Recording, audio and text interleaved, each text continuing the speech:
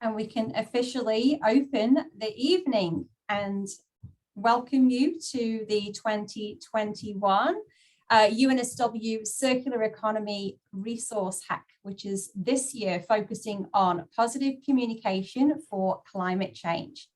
So this hackathon is brought to you by the UNSW Founders Program, the UNSW School of Art and Design, and the International Universities Climate Alliance.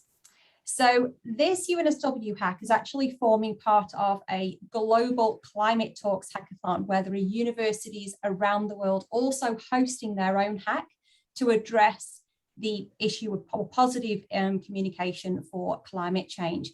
So know that whilst you and your UNSW peers are here this weekend, there are also many people like you around the world also very, very passionate about this topic area. Now, we've actually had a large number of responses, large number of registrations for this hackathon, which really only goes to show that this area is something of great importance and a passion for everybody, for many people. So just to introduce your hack team for this evening, you have myself, I'm Fee Willis-Croft, Programming Coordinator at the UNSW Founders Program, and I'm joined by colleagues Carly Vickers, Academic Lead at the Faculty of Art, Design and Architecture, Innovation Hub, Lucy Nyo, who is Entrepreneurship Officer at the UNSW Founders Program, and Lehan Zhang, who is an ambassador also at the UNSW Founders Program. So we are here to support you, help you for this evening, help you to get off to a really, really great start. And our colleagues over the weekend will be continuing to provide you with the support that you need to turn your idea into a great possible thing that can become a reality in the world. So before we officially get started, I would just like to begin by acknowledging the traditional custodians of the land from which you are joining from today, and also myself. And I would also like to pay my respects to their elders past, present, and emerging. Now, just a little bit of housekeeping for Zoom in case you are not so familiar with Zoom. Just one thing we like to work with is keeping your cameras on when you are speaking. So if you are having questions, or if there's a point later on when you are actually wanting to reach out, then please turn on your camera. And in the meanwhile, just mute your microphone when you are not speaking, and you can ask questions in the Zoom chat or in the Slack channel, which we'll be talking about more very soon. Now, we would like you all, I think most of you have already done that renaming, so I think that we are well familiar now with Zoom and how we work, but just make sure that when you're coming into each Zoom session, just to rename yourself. And when you have formed teams, we would like to know your team name as well. So first off, really a congratulations and thank you for being here. A hackathon is a 2.5-day competition where participants are faced with a problem statement of a challenge or a pain point that currently exists in the world. Now, people come together to learn, to brainstorm, to test, talk, to create a prototype, and over the weekend, then formulate a story of this idea that you will then present to judges on the last day. Now, it is a big commitment and it takes a very unique person who is passionate to create change in the world. So we want to acknowledge you and congratulate you for caring and showing up and giving your time to participate in this hack and to make that positive change in the world. So over the weekend, you are going to be exploring solutions to this problem statement. How might we transform the way we communicate issues of climate change to diverse audiences in order to create positive action towards the regeneration of systems on individual, local, and global scales? Now, a few considerations to make. There are some problem statement specifications. So just keep in mind, as you're thinking about this problem statement and thinking about possible solutions, you will need to specify your target audience that you are providing solutions for. So this might be your customer segment. You might have heard that language, but essentially we need to know your specific, your target audience. And also your solution must adopt circular economy principles. Now, there is already some resources in Slack and on the Hack website And we will be guiding you through with our keynote speakers. And we do also have mentors over the weekend, including Pippa Corey, who is a circular economy expert. So that's one way that you will be able to ensure that your solution has been tried and tested, and you know that it is adopting circular economy principles. Now, as mentioned, this is part of a global hackathon. Now, every hackathon is special because of the collaboration and also because of the problem topic in focus. And this hackathon is special because it is the collaboration with ICUA, the International Universities Climate Alliance. And as we mentioned, this global hackathon. So these are the universities that have opted in to participate or to host their own hack. And then the students, just like yourself, that are actually participating and focusing on this positive communication for climate change focus. Now, if you are using social media over the weekend, we encourage you to use these hashtags that will just be posted into the Zoom chat. So whatever form of social media you are using, then please feel free to grab these hashtags. They are also available in Slack if you need that reference at another point over the weekend. All right, then, so the schedule then for the weekend looks something like this. So for this evening, we're going to be hearing from our keynote speakers and giving you a short opportunity to ask questions. You'll also have a networking activity and a team building activity, which we will explain very, very soon. And then during the course of Saturday and Sunday, you will have workshops that are optional, but we highly encourage you to attend because it's just a way for you to actually acquire the knowledge and skills for you to be able to really formulate a solution that could actually give you one of the prizes, which we'll be talking about at the moment. Now, the schedule is also posted in Slack. And keep in mind that we do have 4 checkpoints over the weekend. So it is critical that you submit these checkpoints on time because they cascade into their building blocks. So each checkpoint actually builds on the other. So please keep a lookout for your Slack announcements as we'll be communicating those checkpoints and when they are due. So what's in it for you? The School of Art and Design and UNSW Founders Program have contributed a total of $5,000 in cash prizes. We have 3 prizes up for grabs. The first place winning team will score $3,000. The runner-up team will score $1,500, and the People's Choice, which will be voted by yourselves and the audience for your peers, that will be $500 prize. And what we just want to say is, regardless of whether you win a cash prize or not, you're all winners. You've participated, and you will all have some amazing solutions by the time we get to Sunday evening. And there is support from the Founders Program that is ongoing that you can take advantage of. But for this winning team, the first place winning team, there is also an additional value add. So this is where the winning team of the global, so each of those universities, you will go into a grand final where judges will have that tough task of then deciding an overall winning team for the global hack contribution. And then that winning team will be invited to present their idea, or that they'll be invited to talk more about that idea at a special event, which is coinciding with the UN Climate Change Conference, so COP26. So that's actually quite a big extra value add to keep in mind. So the judging criteria, you'll be able to find this on Slack and on the website, but in a summary, the judges will be having a look at the innovativeness of your solution, the impact and potential of your solution, your implementation plan, so how you intend to make it happen, and of course, your pitch. Now, tonight we are joined by some special guests, so I would just like to welcome Tanya Delacompagni, Manager and ICUA Secretariat, who has supported the creation of this UNSW hack and the hackathons happening around the world. So thank you, Tanya, for all of your support and help in getting us to this point, and also getting those 7 other universities on board. And I also want to welcome Professor Matthew England, Scientia Professor of Ocean and Climate Dynamics at the UNSW Climate Change Research Centre, and Deputy Director of the Australian Centre for Excellence in Antarctic Science. That's a little bit of a mouthful. But Matthew, welcome. And I would just like to hand over to you now, Matthew, just to say a few words. Thanks, Fee.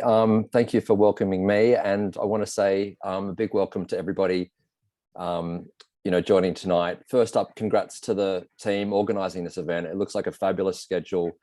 It's a great topic to focus your attention on. So congrats to the team putting it together, and also congrats to everybody joining, because you're already taking an interest in this topic and you're obviously keen to make a difference. And I just want to say one thing in that regard is that in this push towards climate action, you can feel sometimes that as an individual or even a team of individuals, what difference can you make on such a global and confronting problem? Well, I think a huge difference is the answer. We've seen people like Greta Thunberg at a global scale just really actually outperform my community, which is a community of scientists. We've been talking about the threats of ongoing greenhouse gas emissions for 30 years now. And I say with some humility that Greta actually succeeded more than we did in her comms over the last couple of years. And so it really shows what an individual can do, and really a bunch of individuals can even do more. So thank you for joining. I also reflect on some of the changes at my university at UNSW, and I know a lot of you are based at UNSW as well. I don't know if some of you are coming from outside of UNSW, but the change I've seen at UNSW really was triggered. I heard Vice Chancellor Ian Jacobs talking the other day about what triggered his moment, light bulb moment of switching on to climate change.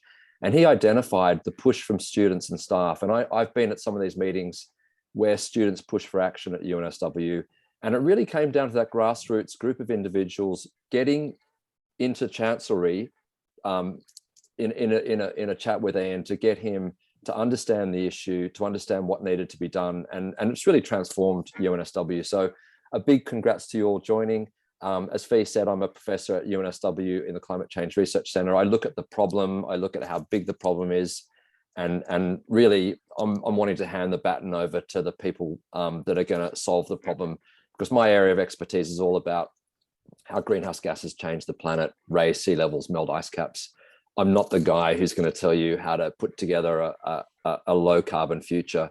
And so a lot of us in the scientific community are watching that space really, really closely. And we have been for a long time, hoping that this level of action that we know is required to secure a safe climate future, we're watching for that action to play out. And I think the good news is we've got to a stage now where nobody's debating the need to address this problem. What's come into play now is exactly how we get to net zero and how we get there quickly.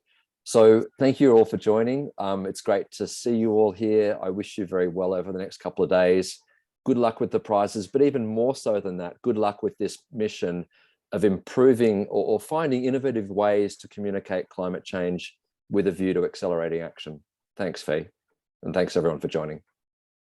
Thanks so much, Matthew.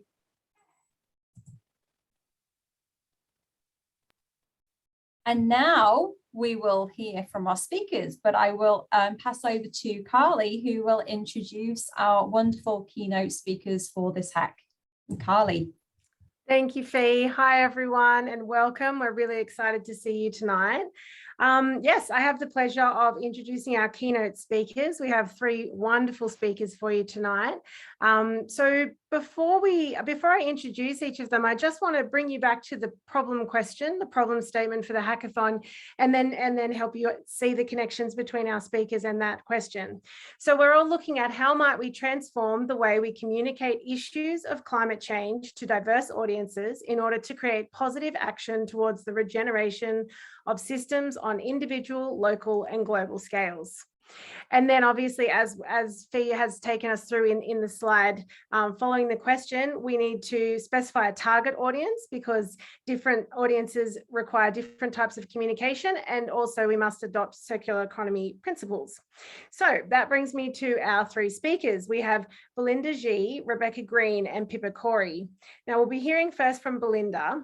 And Belinda is a psychology researcher with experience in academic and non-academic research environments, exploring basic research questions in cognitive science, as well as applied questions in environmental, business, and mental health domains.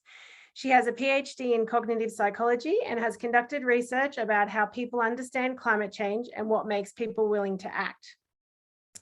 Belinda has extensive experience in experiment design and analysis of complex data sets and the communication of these findings to diverse audiences.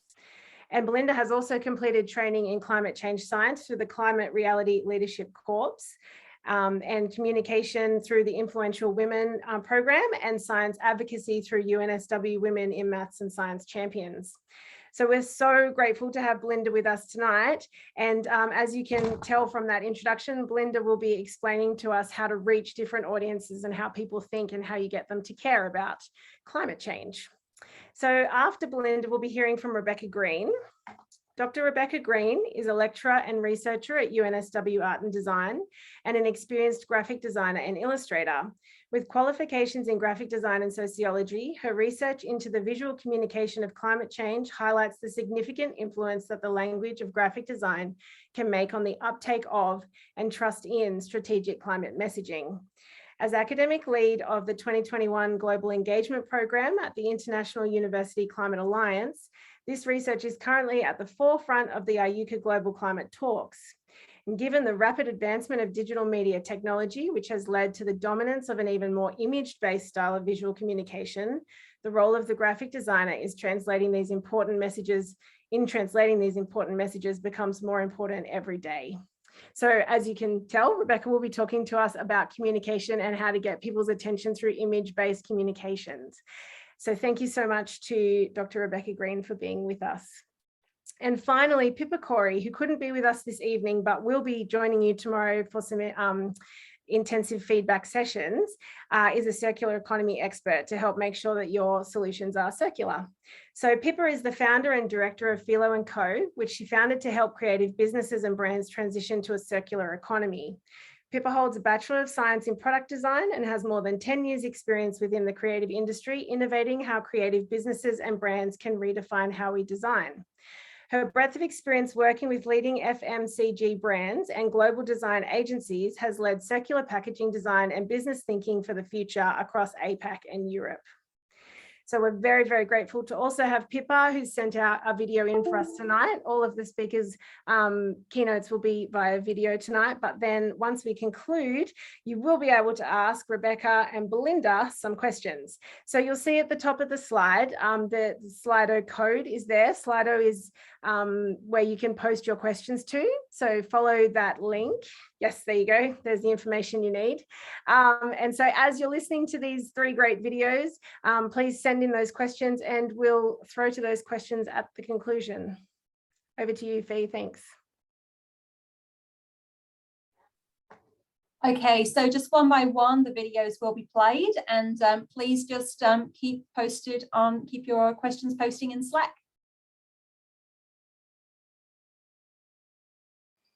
Hello, my name is Belinda Z. I have a PhD in psychology and I currently work as an advisor in the behavioural economics team of the Australian government. I've conducted research in climate change psychology and I am personally motivated to take climate change action for two main reasons. Firstly, so our future generations can live happy and healthy lives, and secondly, because I want our natural ecosystems to remain vibrant and diverse. So this picture you can see here is from Western Australia, where I'm from, and it's this sort of unique beauty that I think is so worth protecting. The aim of my presentation is to give you a quick overview of why you should consider psychology when you're thinking about how to communicate issues of climate change and how to encourage positive climate change action for your target audience. I'll draw on research from the psychology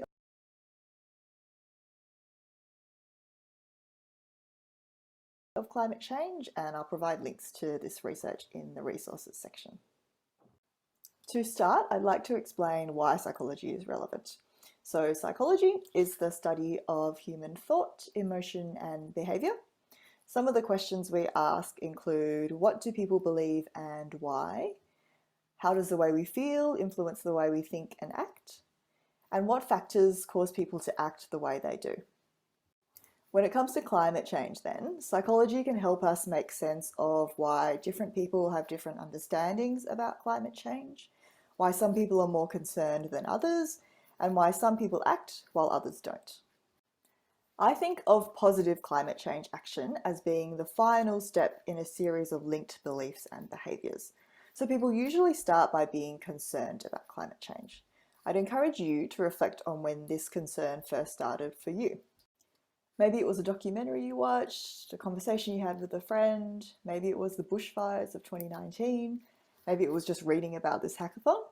For me, it was reading about some of the less obvious impacts of climate change. Like, for example, the fact that mosquitoes and the diseases they carry will now reach a larger area of the planet. For me, this brought home the fact that climate change isn't just about having slightly warmer days. In fact, it's a fundamental threat to crucial and connected global systems. We know that most people around the world are concerned about climate change. So the People's Climate Vote was a survey of 1.2 million people, and they found that about 2/3 of people across 50 countries think that there is a climate emergency. After concern often comes a willingness to act. So if you're here, then you're thinking, okay, I accept that climate change is happening, I understand it's pretty serious, and I feel like I have to do something about it. You might be sitting on your couch after watching a documentary and thinking, okay, I'm going to write a letter to my local politician, I'll install solar panels, and I'll never fly again. A lot of people are in this situation. So the People's Climate Vote again showed that a majority of people in many countries, including Australia, say that we should do everything necessary to fight the climate emergency. But saying that we should do everything necessary can be different from actually doing everything necessary. The trickiest part of this whole equation can be shifting people from being willing to act into actually taking action. So actively changing our lifestyles, our finances, our voting behaviour is often more difficult than just sitting back and doing nothing. And so that's why I've portrayed taking action as jumping over a hurdle. Making a change for climate change can be even more difficult because people think of climate action as involving large and unattractive sacrifices, or because people feel that it's a global problem that they as an individual can't solve, or because people feel that we've already failed and perhaps any actions they've taken in the past haven't led to any change. These are all significant hurdles, but they can also all be overcome. Before we talk about overcoming hurdles, we should firstly step back and identify exactly which hurdle your target audience might be stuck on. Is it firstly that they're not concerned about climate change? So they might be part of the small but vocal minority who don't think that climate change is happening or don't think it's caused by humans.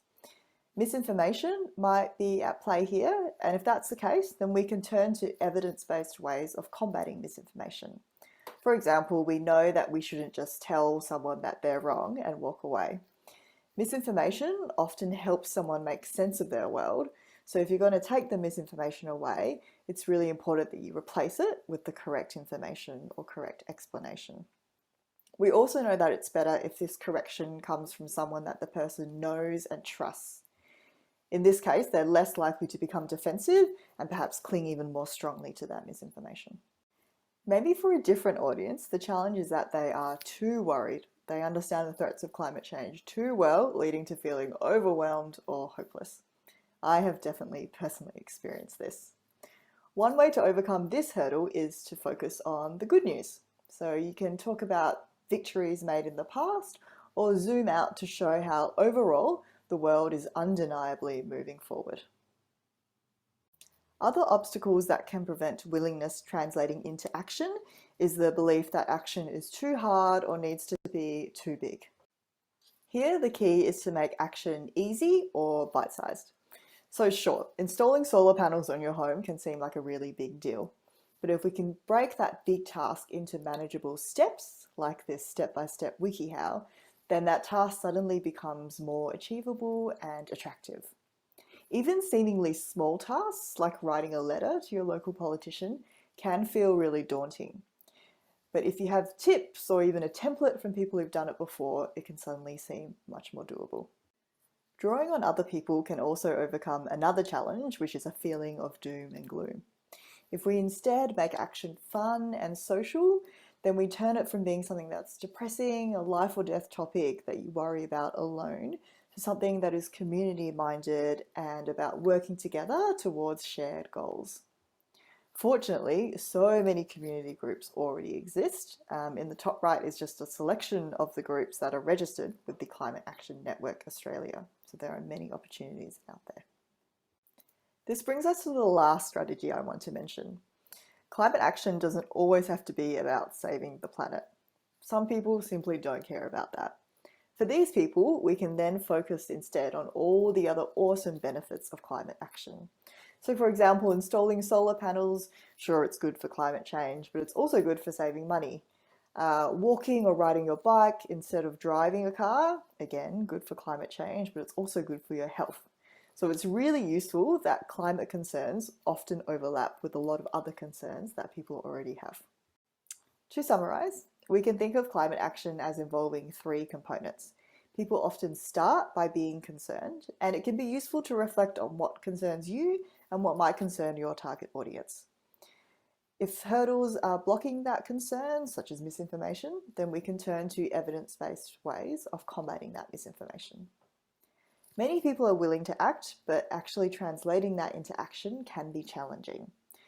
Different strategies will work for different hurdles, but some of these could include highlighting the wins or good news, breaking difficult actions down into manageable steps, making climate action a fun and social activity, or focusing on all the other great co-benefits of climate action.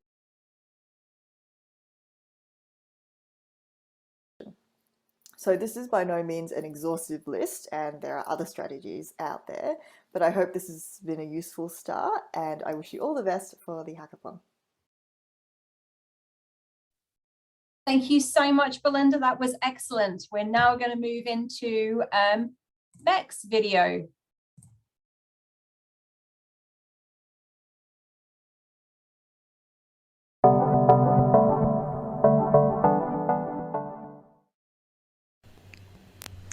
Hi everyone, my name is Becky Green, and this is the challenge that you've been given. That's asking a lot, but designers are up to the challenge. Design is about imagining what's possible and then making it happen. We can turn hope into reality. Let's start here and break it down. Research to date is very generally focused around two types of communication: emotional or threat claims and values-based claims. Emotional campaigns are often based around fear, which is one of the 6 basic emotions identified in psychology. There are plenty of fear campaigns like those we see for stopping smoking or for not using your mobile phone while driving, and it's a really simple solution to remove that threat. Stop smoking or stop using your mobile phone. And a warning, the next slide is a little bit gross and scary. And to some extent, disgust is used in this type of campaign as well. But research points to the idea that this hasn't worked for climate change and for other really complex problems. It can lead to denial and avoidance as a much more simple way to relieve that threat or that uncomfortable feeling. Fear can also interfere with retention of the message or remembering the message, and it's not likely to result in overall behaviour change. Threatening messages can also trigger a really defensive response where those in denial can try to find a flaw in the message or in the graphic rather than accepting that more difficult or uncomfortable truth. This TV campaign from around 10 years ago in the UK showed a father reading a bedtime story to his child, and it gets pretty dark. In fact, the ad was withdrawn after complaints about how scary it was, and critics used research like that which I've just talked about to justify that removal. But what's interesting is that many of the studies don't actually test emotional claims like this about climate change on people. In fact, in a study I recently completed, I showed that actually an emotional claim around a more simple issue can potentially work better than a values-based claim. Let's look at values-based claims then. And in this approach, communicators show facts and build values and language. There are multiple avenues of discussion and lots of different messages around the climate change issue. This infographic from the New York Times is a great example, or this great animation from Antti Lipponen of temperature change across different locations over time. Monash University uses a great approach to engaging weather presenters to display their really innovative data visualisations to build knowledge and language. And the idea overall is to use really consistent terminology as well, like climate crisis or climate change. And all of this really helps to normalise the discussion away from that easy turning away or denying. Both of these are approaches of rhetoric or ways to persuade, and showing the facts in a non-persuasive way still adds to that denial and fear if you realise what those facts are actually showing. So we pretty much know the problem. The facts have been communicated, perhaps to the point of information fatigue or overload. So we'll go back to our initial challenge and look at the second part. And to break that down into other words, we need to consider who we're talking to and on what platforms. But we also need to look at content, the thing to be communicated. It could be some groundbreaking research or a simple idea to make change. It could be an action or a way to connect or a way to drive conversation and so on. I'll break it down again. This problem is centred on communication and on what content is being communicated and to whom. I mentioned that research shows two main ways to communicate climate change messages: that deep, multi-layered message style appealing to values and building up the language, and a more emotional appeal like fear campaigns or even happiness campaigns. Types of content are fact-based and actions. And this is not exhaustive, of course, it's just bringing together some really general ideas and groupings. The deeper multi-message approach is generally meant to work across all audiences and generally contain facts in an attempt not to appear too persuasive. But perhaps targeted groups might be a better way to go and can work well with a more emotional appeal. Group theory is also really interesting here, of course. Once you've made an in-group, which is a group that you're targeting, remember that by doing this you may also create an out-group, and it's really important not to alienate that out-group. It's an area to be potentially exploited. Types of content are really crucial here as well. Is it a product or a thing like a renewable or a clever gadget? Is it a system like Uber is for ride sharing, or is it activism or something else?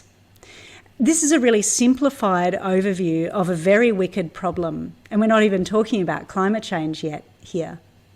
The good news is that you can't solve it all, but you can intervene at a certain point in a diagram like this. For example, communication can be seen as quite top-down, delivering the facts in a value system or an emotional campaign to an audience in an emotional system.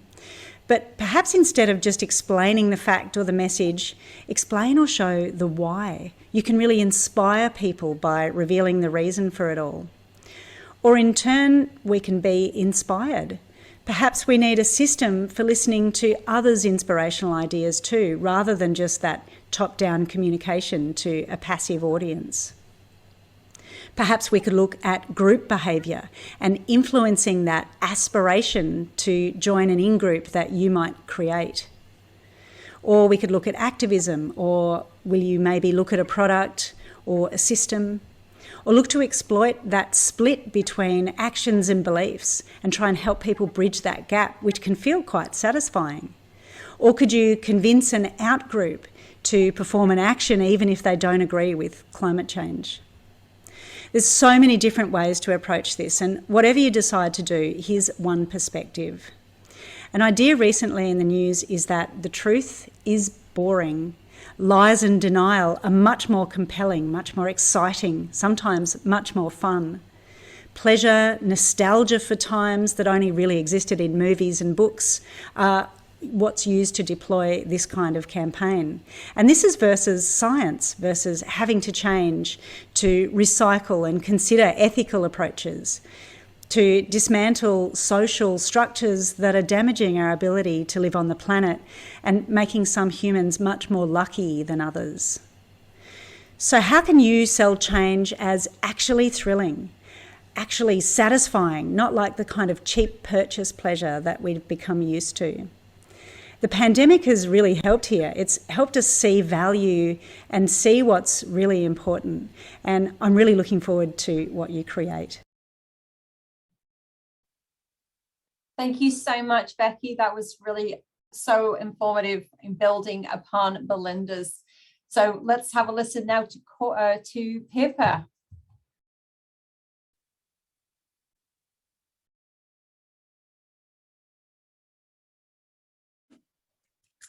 Hi everyone, we're very lucky to have Pippa Corey join us today from Philo & Co to talk to us about our problem statement for the hackathon and also what the circular economy means and the principles for it. Over to you, Pippa. Thanks, Carly. So it's great to be with you all here today. So we're obviously looking at the participation in this incredible hackathon, so how we can explore ways to transform and really challenge the way we communicate the issues on climate change. And I'm obviously here to discuss in a bit more detail the circular economy and how that's integral to our climate response. So by way of a very quick introduction, I'm the founder and director of Philo & Co, and we are a circular economy consultancy that specialises in creative agency and consumer brand partnerships. And we're really driven by our mission to play our part in helping organisations transition to the transition to a circular economy and how we can optimise the use of resources throughout that process. And I really founded Philo & Co out of a passion for design and wanting to help the design sector in particular move towards a circular economy. So we do everything from training and building capabilities to looking at brand strategies fit for a circular economy, packaging and business model design for a circular economy as well. And really, really lucky to be collaborating with some incredible organisations and obviously universities like the University of New South Wales to help this transition within the fast-moving consumer goods and design space. And this is really my why. We waste so much within the world, and waste is really a passion and a strategic focus of Philo & Co. And it has a lot to answer for when it comes to our climate crisis and other environmental impacts that we see happening in the world. So if we're really able to start by rethinking the concept of waste and its ultimate value, we can look at it more as a resource but instead of something that we need to manage as a negative outcome of our current system. Which leads us nicely on to the linear economy. So I think it's really important to actually understand why we have these environmental impacts. The design of our current economy is really largely to blame for the creation of all this waste that we see happening around the world and the really poorly utilised resources.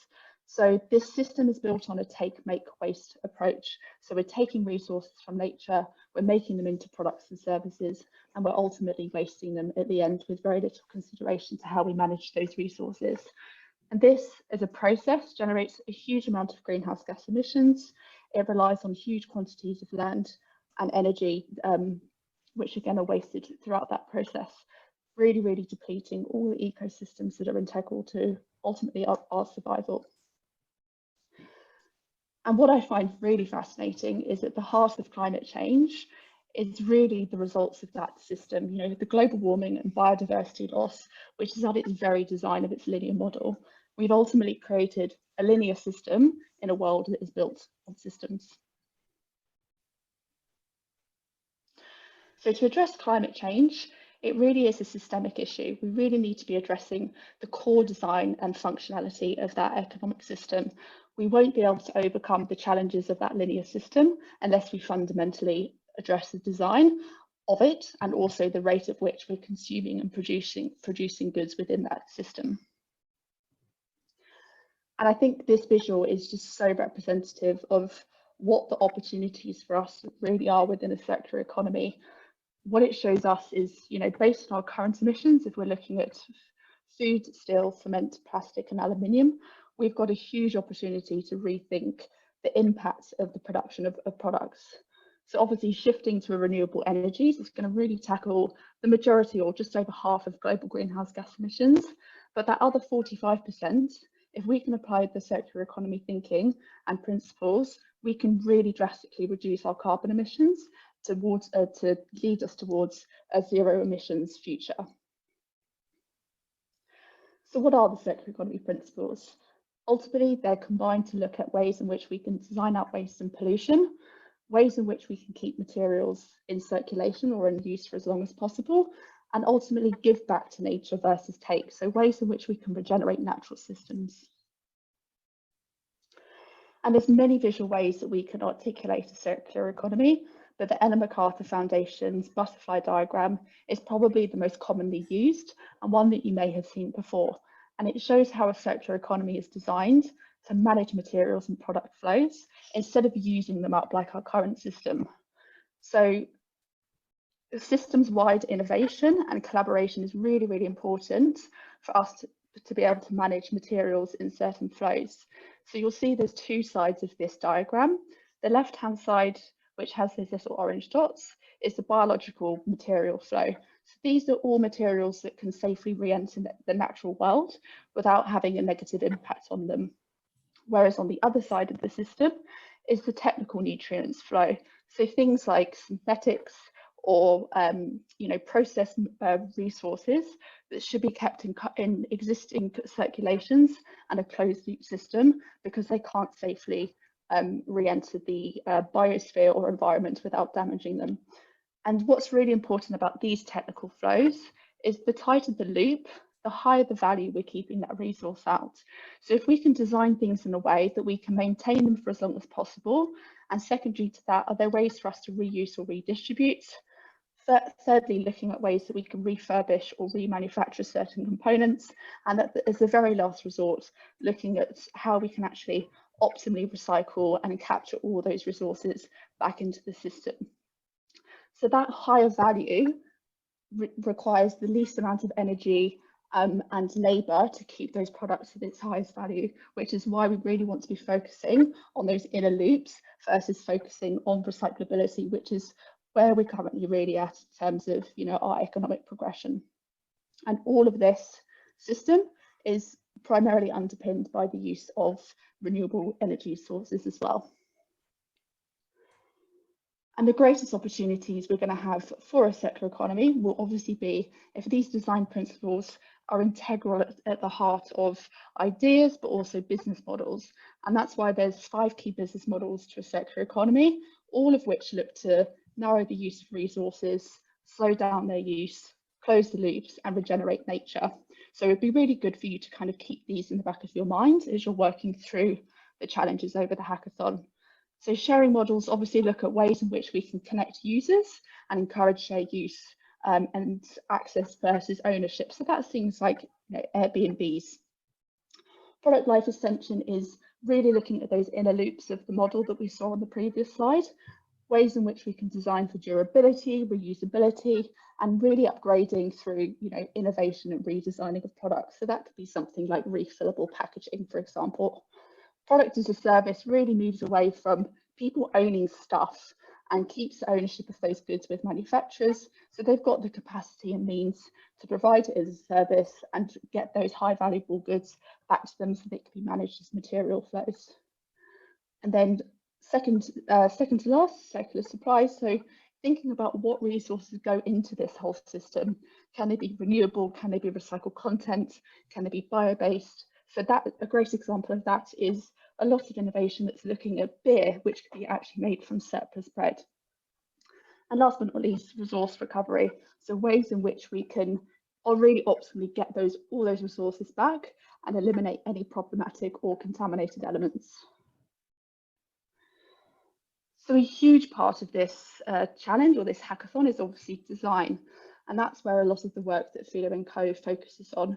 We know that up to 80% of the environmental impacts of any product or service are defined in the very early design stages. So how we design is really important to the success of our future.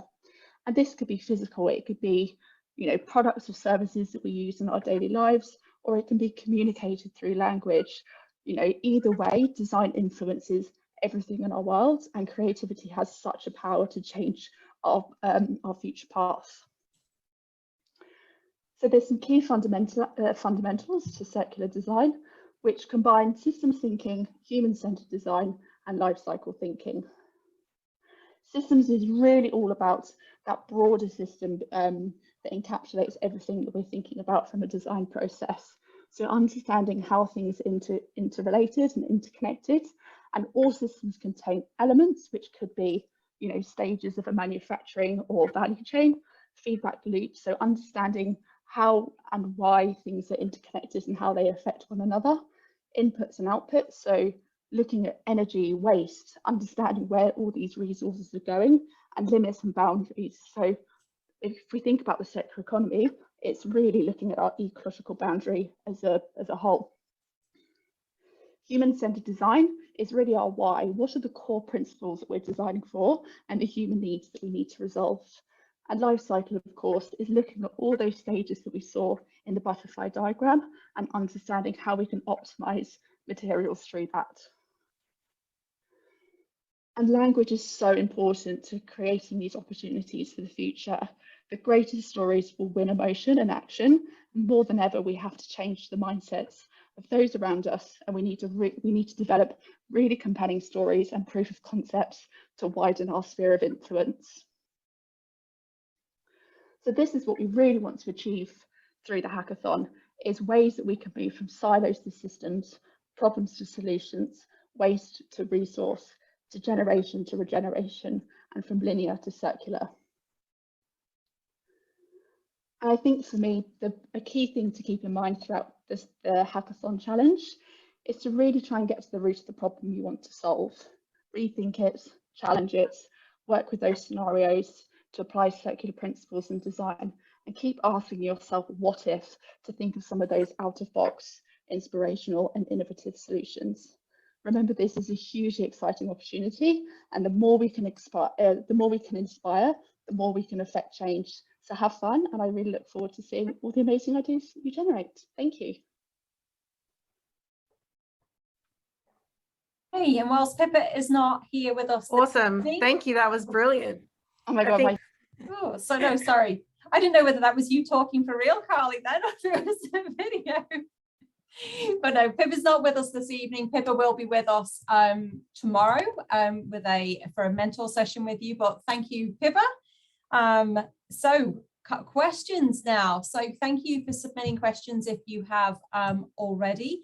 Keep them coming, because we've actually got a little bit of time now for Belinda and Becky to answer questions that we have, and any questions that you have got for Pippa, Carly will be coordinating those tomorrow for Pippa to answer for you. So Carly, have we got some selection of questions so far? We do, and we'd love some more, guys. So if you haven't used Slido before, you go into the browser and you type in sli.do, and then once you're in, it'll ask you for the 65446 code, which you can see in the chat, and then you just post a question and it reaches us. Also, feel free to put it in the Zoom chat, and also you can open up your microphone and ask them yourself as well if you'd like to. So we're very, very lucky to have Rebecca and Belinda with us now. So I think this question is for you, Belinda. What do you think is the most important thing for Beta / the Australian government to focus on right now in this area of climate change communication? Yes, great question. And maybe I should start by saying that anything I say here is just my own opinion. I definitely don't represent the Australian government. But I think probably the most important thing to focus on right now, which I think we can see reflected in the news, is for the government to really engage with the communities that are feeling quite frightened about a future where we tackle climate change. So there are communities that are heavily invested in fossil fuel industries. And I think they're the people who sort of deserve the most attention and the most communication to, in order for them to understand the positives of acting on climate change and what it means for them. I think for the government, actually, there's not a whole lot of work they have to do. Most Australians are on board and they want to see the government taking more action. So the majority of the population is already dealt with. We just have to focus on the people who still are not quite feeling reassured or feeling that it's a positive step forward. Great, thank you. And so actually, I think you've just given everyone a brilliant tip of some target audiences they could look at. That's true. Becky, we have a question for you. Could you explain the concept of creating in-groups and out-groups, please? Yeah, I actually had two things in my talk that are borrowed from psychology. It's always terrifying talking about psychology when there's someone who actually has a PhD in psychology. So hopefully I went near to what's an actual still studied thing, Belinda, but you can always, and I'm hoping you actually do join in on this because you probably know more about in-groups and out-groups than I do. But where it applies in design is really important. And that's because an in-group would be where an individual identifies with a certain group for whatever reason, whether it's a family or a sporting group, or your nation or iPhone users, or any group really. But there's something in that that helps you identify. You feel like you belong in that group. And of course, conversely, there are going to be groups that you don't identify with. And so it's just a really simple way to talk about in groups and out groups. But what a lot of people forget is that when you do create an in group or a target audience and you design symbols that appeal to them, you are also creating out groups and to think about those audiences. So, I mean, and the power of graphic design is that symbols help people find the groups that they identify with. That's the really incredible power of visual identity, of logos, of even graphic style that you would use to represent something like that. It indicates authority, or it indicates, something you might relate to. And you can potentially use that to your advantage. You can make it a group that you might aspire to join, or like Belinda was just talking about, a group that might feel frightened. So you probably, if it's a frightened group in terms of graphics, you would want it to look fairly authoritative and organized, right? So it could still have a great street feel to it, or whatever it is you're designing, but there is a sense of people know what they're doing in this group, and you would, you'd feel confident in joining that you'd perhaps not, it might allay some of your fears or similar. But it's about it's about understanding that these groups exist. Really, it doesn't mean you have to really understand it, and any target audience you decide on, that's going to be your in group, and there's going to be out groups. Belinda, you probably actually know some really great tips on how this all works as well, potentially. I think you covered it pretty well, Becky. Maybe the one thing I would add is that in psychology, a lot of the time when we talk about in-groups and out-groups, you think about messengers as well, and how communicating to an in-group can be more effective if the message is coming from someone who's also in the in-group, which perhaps goes without saying. But like how I was saying before, some mining communities perhaps could do with some more communication. But like, for example, I would not be the perfect messenger for that sort of community, given I live in a city and don't have much in common. So it's, maybe important to think about who is in the in-group and who might best reach your target audience. That's actually really true. With some older research that I did, we found that graphics that had that sort of corporate feel to it, that were talking about climate science, people who were a little bit, less corporate and not in mining didn't believe it. They didn't actually believe it, even though the facts were really true, because it had that feel to it. Whereas that really grassroots kind of feel appeals to them. But then the people that were in the mining communities actually took the time to consider the data in that more corporate looking thing and went along with it. So that's actually, I should have used in groups and out groups to justify that. But it's really interesting, the power of graphics to signify those groups and signify who's in there, which is great. It keeps us all powerful, us graphic designers. There's some very good tips in there, guys. So I hope you're taking notes. I am, and I'm not doing the hackathon. So we've got some more great questions coming in. How do you approach the problem of commercial viability of climate-friendly ventures? Often it is much more expensive to recycle than produce anew, for example. So that's something we can also ask Pippa tomorrow. But do either of you have any comments for that question? I'll jump in while Belinda's formulating a response. And this is where those two types of appeal that I was talking about actually become quite important, where values-based claims include the sorts of claims that are, that something is better value for money, or it's going to, that's not climate related. And it's actually been shown that they don't really appeal too well to those groups anyway, that if you're not really on board with saving the planet, a monetary reward isn't really, other than the reward in this hackathon, of course, but a monetary advantage isn't going to convince a lot of people one way or another. So, it's a really interesting question that if that's maybe not a factor, maybe you can use other ways to influence people, for example, to take up something like that. But financial gain isn't really a great way so far to help people to think about climate, at least in advertising, at least in the types of climate campaigns that have been out there. Do you want to add anything, Belinda? I don't think so. I think maybe Pippa will be the best person to answer this question. Okay, no worries.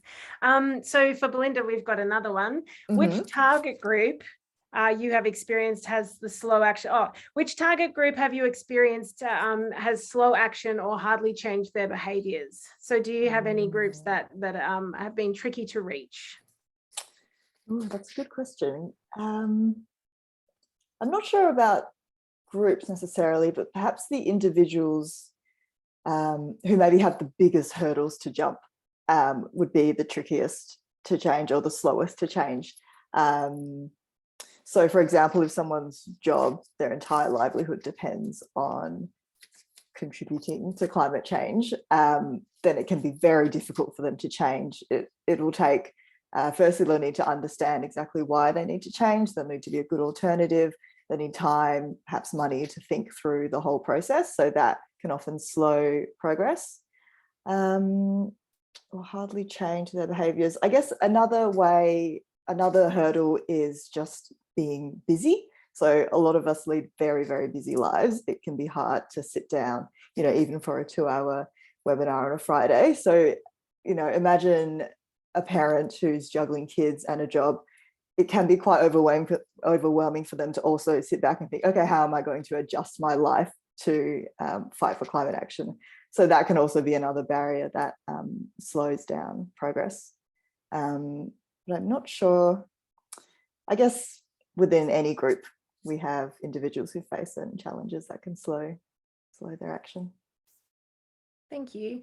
I think you've also made a great point for everyone remembering over the weekend to research their target audience, to understand what their pressures are and what their time pressures are, what their monetary pressures are, and just really understand the user journey so that you're not making assumptions to that. Okay, for both of you, do you have any tips on choosing your target audience? Is it better to be more broad or more niche? Do you want to kick us off, Rebecca?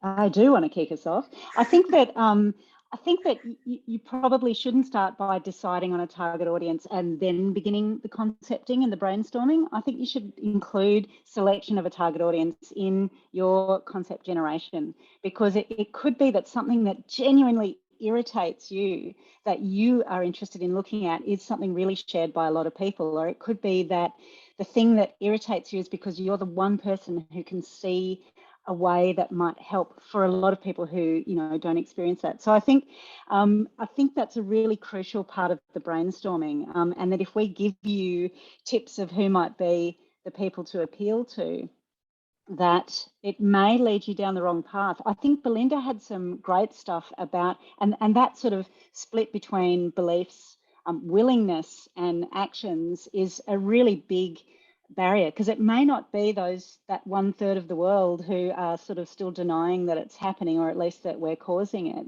It could actually be those people that are super engaged, super ready to go, but don't know where to go next.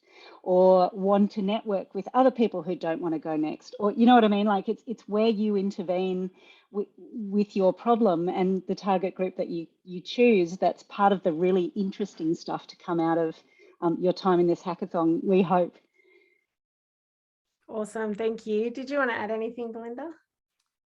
Maybe I'll just add that I guess it's always a trade-off between reaching a broad audience and really focusing in on a more niche target. I guess the way I think about it is if you're going to try and reach a really broad audience, then maybe the actions that you're wanting them to take will be a bit smaller. So if you're trying to, I don't know, get people to write a letter to their MP, maybe that's something that you can spread the message about pretty widely. But if you want people to, I don't know, switch jobs and work for a climate action advocacy group, then that probably involves very targeted communication to a much smaller group. So maybe it's about sort of the scope of the action you want can determine sort of the size of the audience you think you can tackle.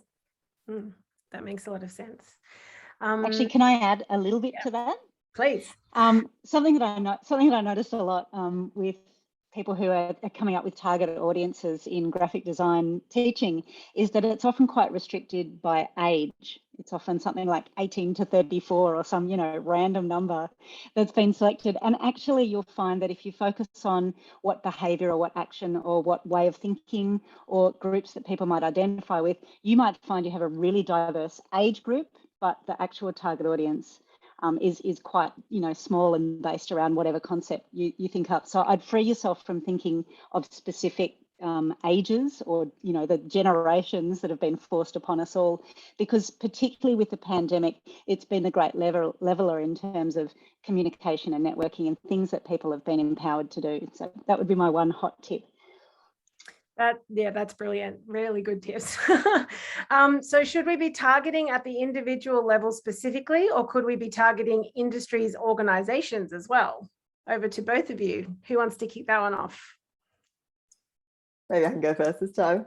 That's a really great question. I think personally, my own thinking has shifted a bit over time to sort of agreeing that climate change is a huge problem and ultimately we need huge action. So we need it at that organizational, governmental level. But then organizations or governments are made up of individuals. So it sort of comes back to the individuals needing to take action as well and really focusing your efforts there. So I don't know if I can answer one way or the other, but both are really crucial, I think. Becky? I'm super opinionated on this, but it may not be That's okay. the right thing to say. But I read a quote a while ago that you can't use the master's tools to dismantle the master's house, that there is such resistance to change from those in power because it means letting go of power. And that's a really big problem. So I think that there's a lot to be done with grassroots. That doesn't mean tackling those organisations, but the way that it could be tackled might need something a little bit more. I'm not sure. If I knew the answer, I'd enter the competition and win $3,000. But you know what I mean? Like using the mechanisms that already exist is difficult. It doesn't mean that you shouldn't do it, but those structures exist to hang on to power, and it's really difficult to effect change through that mechanism. It's probably not difficult, it's slow, and we don't have time. But yeah, that is just my opinion. That's not a recommendation or, yeah. No, it's good tips still, and it makes a lot of sense.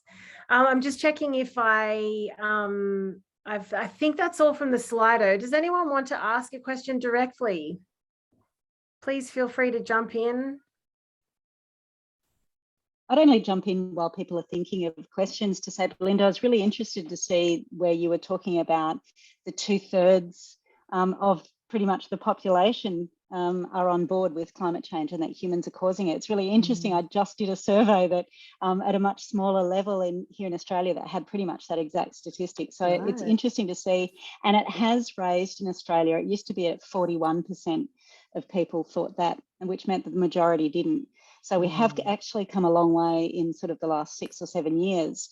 And hopefully that's accelerating upwards rather than a slow trend, because if that's the case, then the target audience that you guys maybe need to think about is perhaps that, you know, move now into action, rather than convincing those. They can be just aspire to join the in-group once you make it really cool. Yeah. Maybe something I'd add to that is a little piece of research that when I came across it, I was like, this blows my mind, is that number, that 2/3 or what used to be 40%, you know, the people in the majority, so us at the moment, the people who are advocating for more action, we tend to overestimate the size of that minority. And sometimes that can really hamper our own efforts, or like our comfort with speaking out and acting, because we feel like there aren't that many people around us who agree. But, you know, we are in the majority, and it's really important to communicate that and sort of empower people with that knowledge. That research, absolutely agree. And that again was part of some research I just did recently, because I was really interested in that. Yeah. And interestingly, that those people who, like us, think that most people think, actually, no, I found that people like us think that a lot of other people still aren't on board. We actually underestimate it in Australia, which is really interesting. And those who are not on board, who just don't think it's happening or think it's volcanoes or whatever else, think that they're in the majority and think that there's a lot more people who are unsure, rather than, you know, against it. So it's really interesting in terms of in and out groups too, when you think about how we perceive, how others see what's going on. So there's so much ripeness there for change to be affected in. As you were speaking, Becky, I just thought, telling people which group they're in, or having them understand if there would be a very interesting pitch. Someone's thrown in a comment while you were both speaking. So any tips on communicating a common goal towards climate change across different cultural backgrounds? You know, I've been chatting with an epidemiologist. They're very popular these days, aren't they? About the recent Arm Yourself campaign in Australia with the Band-Aids, and how that does not translate into different cultures and different languages, particularly because it's such a military term, that's actually, it's not as funny and fun as it is in other languages that you know, a little bit more concrete or black and white. And I think that's a really big problem. And I think that if you want to choose a called audience, a culturally and linguistically diverse audience, that's a really interesting thing to think about. How does that translate? What symbols might translate across if language doesn't, and so on. There's all sorts of goodness there. And all I can say is that's a really great problem to tackle. I have zero answers for you. Other than one thing, and that is that in the 1970s, a really well-known French cartoonist released the first cartoon that had no words, and it was recognised as being able to be understood in, you know, any language, because there are no words. It was all about symbols and actions and how people moved about. Obviously, culturally, things would be misinterpreted, but it was a really interesting example of how you can transcend language. I have a couple of thoughts to add to that. So again, coming back to the in-group, out-group thing, I think that's a really important thing to keep in mind when we're talking about culturally diverse groups. There's some research, I think it's a bit outdated now, which used to ask people like what they think an environmentalist looks like. And for a while, it was sort of like older, white, richer people. So maybe that's something to keep in mind, that you know, the idea of an environmental activist probably can be broadened. So I think that's an important role for all of you as individuals, to realize that you perhaps represent different communities, and that can be really powerful just by you being who you are. And then maybe the second thing that comes to mind is that I've read a lot of anecdotal stories of, you know, people who advocate for climate action, and some of them are from culturally diverse backgrounds, cold backgrounds, and they often talk about how they grew up with sort of cultural values of a circular economy, but they weren't called as such. You know, like it's really important to use everything you have and to reuse things and fix things.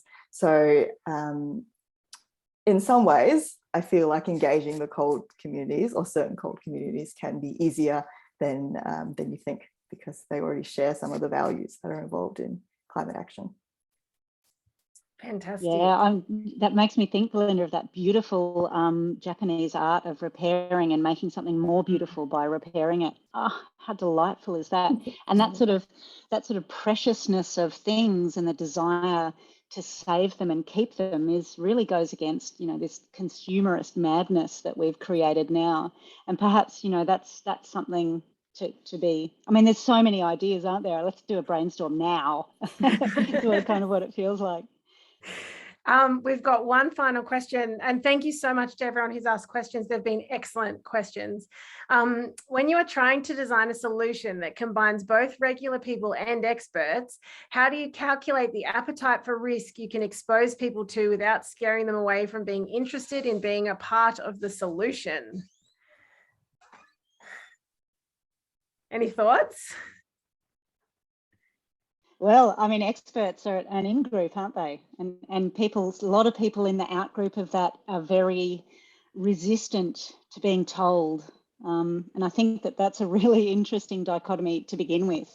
It's quite terrifying to put yourself out there as an expert, knowing that there's that onslaught incoming. I can't actually see that question, so I'm just trying to go from memory. I got stuck on the experts. Sorry, it was a direct message inside the Zoom chat. Let me read it again because it was a long one. When you're trying to design it's a good one, I just want to make sure that we cover everything in it. Yeah, when you're trying to design a solution that combines both regular people and experts, how do you calculate the appetite for risk you can expose people to without scaring them away from being interested in being part of the solution? It depends. It's the worst answer ever, but it depends what you're talking to them about, I guess, and whether you're talking to them or with them, whether they're talking to the experts, how is that, what's happening in that sphere is going to decide how to do that. So moving away from that top-down approach with experts to regular people, and experts are regular people as well, and that you've got to find a way maybe to remind everybody with symbols or whatever that actually you're all people still. I'm not sure, but it depends what's being talked about, I think. I think probably Belinda's probably got a better answer than me on that one. I don't know if I do. I wish there was a little calculator that you could just plug your audience into on the message and it would tell you how much risk to go into. Yeah, I don't know how to calculate it, but one solution I can think of is if you do want to convey sort of risky information, it's important to straight away tag on a solution or something that doesn't feel so scary. So I think I was reflecting on the bushfires last year or a couple of years ago, and I feel like part of why that was so distressing was that it was just all risk and no solution for us as individuals. So if you do, I don't know if this really answers the normal people experts question, but if you do want to convey some sort of risky information, try your best to pair it with something that is less frightening, I guess. I think excellent tips for that answer, because it is a good question. If your in-group has a mix of, as this says, regular people to experts in it, then even that they've identified that is a really good thing, isn't it? So, and don't forget, over the weekend, you can talk to friends, family, contacts, and test it out. So if you can find someone who would come under your category of expert and someone who would come under your category of a regular person, then you could ask them and start to calculate your appetite for risk, as the phrase is. Well, we'll wrap it up there.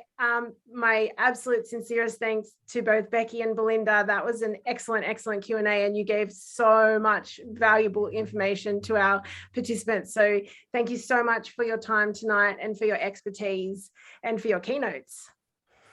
Yeah, and just to tag on to that from myself, Lucy and Lehan, thank you, and for everybody here, thank you so much for your time, for your videos, and also for the valuable question and answer session.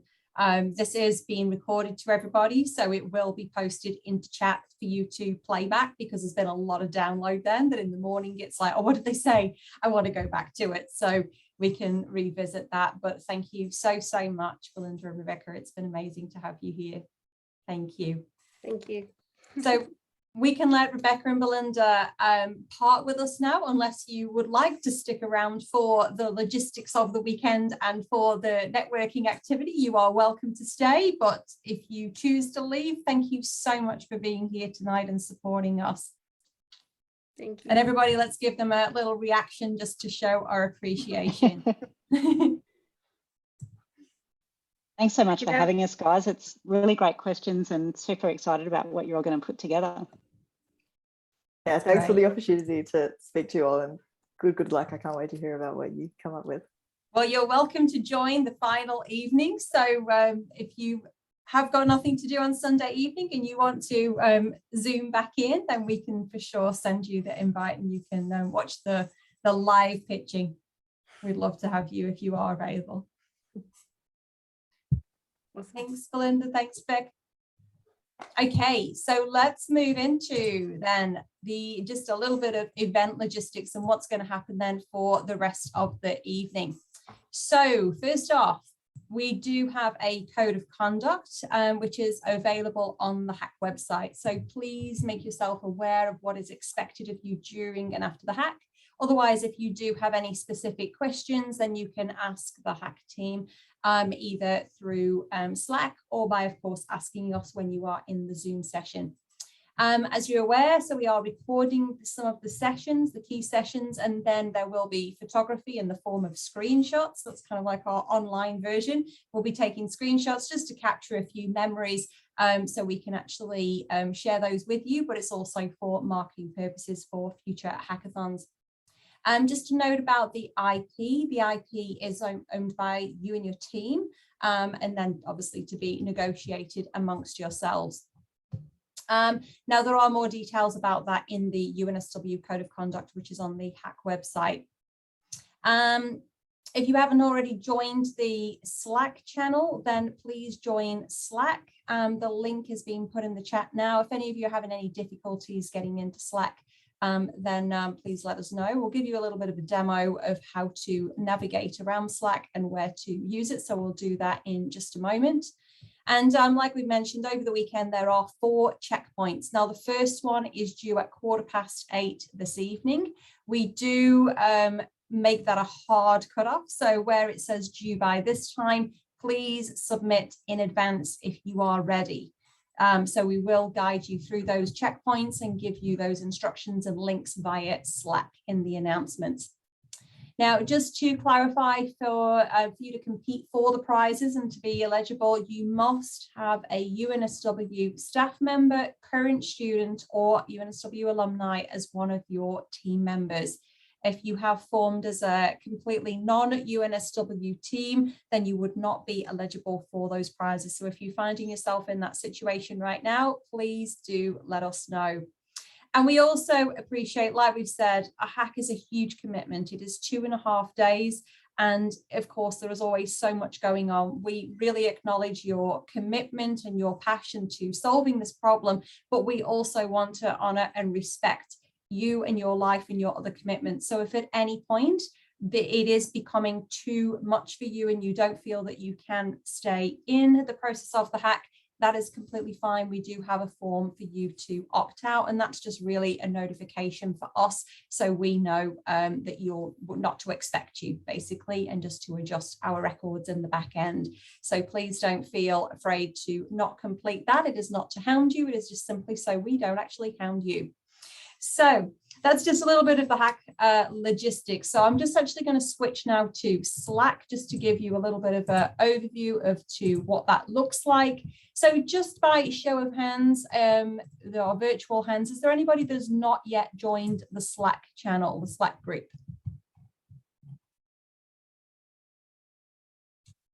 Okay, cool. All right, so there might be just a few of you. So the link has been posted in the chat, and it has also been in your email, the MailChimp campaign that would have been sent to you as well. So you would have an invitation link to join. So that will then take you to UNSW Circular Economy Hackathon 2021. And when you're in that, you'll see here that you've actually then got a few different channels. So number 1 is the hack schedule. We've then got some resources. So that's where the recording of this session this evening is going to be placed.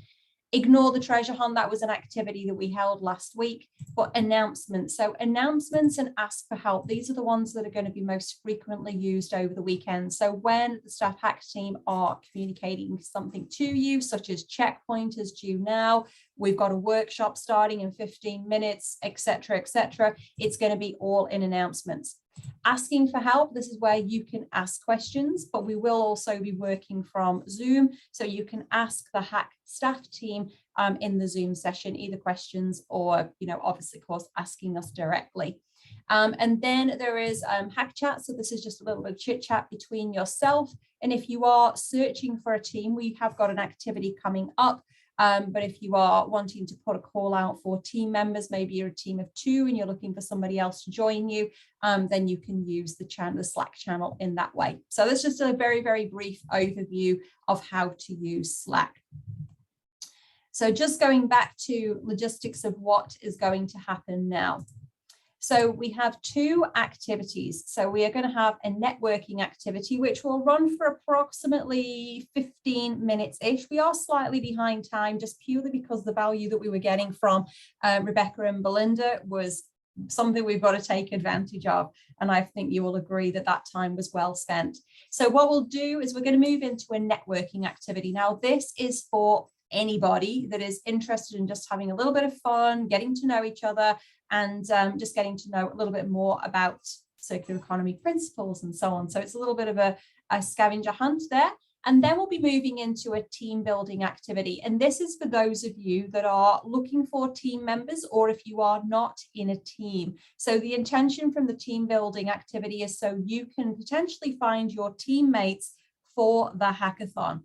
Now, one thing that is due at 8:15 is checkpoint 1. Checkpoint 1 is about you submitting, we are a team, and this is our team name. This is who we are, team members, and this is roughly what we're thinking of. Now, it's very early days for you to be thinking about what your solution might be, but this is just so we can capture your very, very early thoughts. And it might actually be, remember those problem topic specifications, so your target audience. It might be just, hey, we're thinking about teens this age, or this group, 50 to 70s, or within a particular geographical region. It could even be something as simple as that, but it's just for us to gauge your initial thoughts to help you tomorrow to build upon that. So at this point, these 2 activities are optional.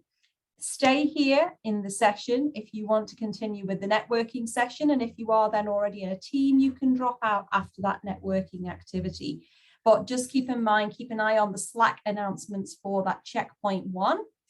And then we will be closing up for the evening at 8:30, unless you choose to drop out earlier, because like I say, these 2 activities are optional. So I'm going to hand over now to Lucy and Leanne, who will be taking over with the networking activity.